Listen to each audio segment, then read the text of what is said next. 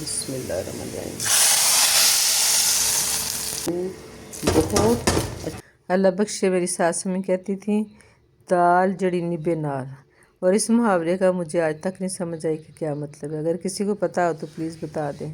अस्सलाम वालेकुम जी, welcome back to my channel kitchen corner and vlogs. रोज़ का मसला आज क्या पकाएं, आज क्या पकाएं जी। कुछ समझ ना आए तो दाल फड़का कड्डो। असी भी इंज कीता। 1 कप ली हमने मसूर की दाल, ये जो सुरख वाली है ये ली, और आधा कप ली मूंगी की दाल। इनको कहते हैं जी धुली दाल हैं। सबको पता है, बस का होते हैं बच्चे जब खुद पकाना बच्चियाँ शुरू करती हैं नई नई, जब कुकिंग स्टार्ट करती हैं तो उनको नहीं पता होता। जैसे शादी की कुछ देर बाद ना मुझे पता लगा दालों के कुछ नामों का मुझे पता नहीं था। जो सफ़ेद माश की दाल नहीं होती, मैं उसको कहती थी चिट्टी दाल जी। 1 कप मसूर की धुली दाल और आधा कप जो है वो थी मूंगी की धुली दाल। और इन दोनों धुली दालों को हमने दोबारा से अच्छे से धोया और भिगो के रख दिया। कोई 1 घंटा भीगी रही है। उसके बाद जिस पैन में हमने पकाना था उसमें डाली है दाल, और दाल से ऊंचा 1 इंच डाल देंगे पानी। वो भीगी हुई दाल है और झटपट बनने वाली है। इसमें आधा चम्मच हमने डाला है जी हल्दी का, 1 चम्मच डालेंगे जी नमक, और साथ डालेंगे जी, ये देखिए आधा चम्मच डाल दी मैंने सुरख मिर्च, क्योंकि आप एंड पे सब्ज़ मिर्चें भी डालेंगे। और 1 पुथी लहसुन की तकरीबन इसके बराबर मैंने डाल दिया जी लहसुन। और अब जला दें जी चूल्हा, और आपने इसको ढाम के नहीं रखना, नहीं तो सारी उबल के बाहर आ जाएगी।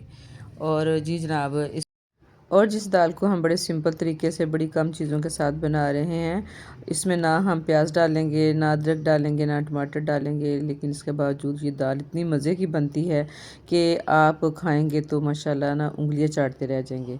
तो जब तक हमने इसको ऐसे खुला पकाना है तो तब साथ साथ डोई भी हिला देनी है, ताकि जो झाग शाग है ये नीचे हो जाए। और इसके बाद जब ये पकनी शुरू हो जाए तो फिर आप इसके ऊपर ढक्कन दे देंगे। और अब हम इसको पकाएंगे जी ढाँप के। और 20 से 25 मिनट ये जब पकी है ना, देखिए। और इसके बाद हमने जनाब इसको देखना है, चेक करना है।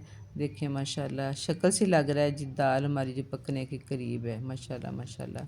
और अगर आपको लगे दाल पकाते हुए जी पानी कम है, आप थोड़ी सी पतली रखना चाहते हैं तो पानी आप और डाल सकते हैं। मैंने भी चावलों के साथ बनानी थी, इसलिए मैंने कोई आधा पौना गिलास और डाल दिया। और मज़ीद जो दाल को है ना पकने के लिए रख दी। तकरीबन आधा घंटा हो गया, माशाल्लाह बड़े अच्छे तरीके से पक रही है इससे, माशाल्लाह माशाल्लाह। और अब हम इसमें शामिल कर देंगे कटी हुई 2 सब्ज़ मिर्चें। और इसके बाद ये है जी मेरे पास सब्ज़ धनिया, इसको मैंने किया होता है फ्रीज़, ज़रूरत पड़ने पे इस्तेमाल करूँगी। मैं इसमें डालूँगी सब्ज़ धनिया, ये अभी सही हो जाएगा, ठीक है। माशाल्लाह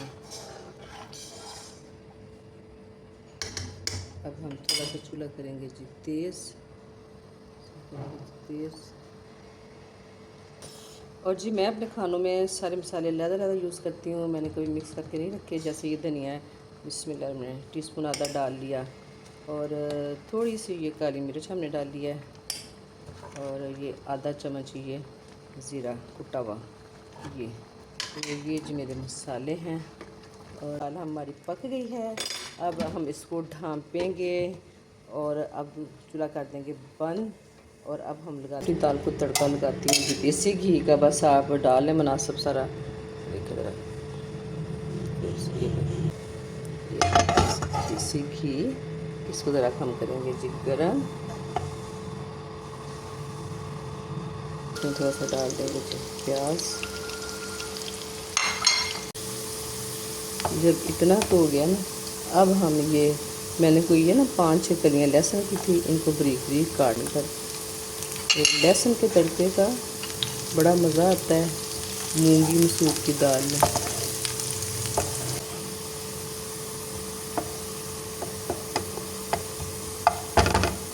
चूल्हे को करेंगे जी हम बंद।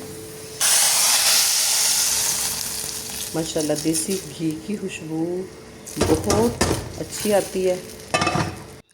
अल्लाह बख्शे मेरी सास में कहती थी दाल जड़ी नी बेनार। और इस मुहावरे का मुझे आज तक नहीं समझ आई कि क्या मतलब है। अगर किसी को पता हो तो प्लीज़ बता दें। ओके जी, अल्लाह हाफिज़।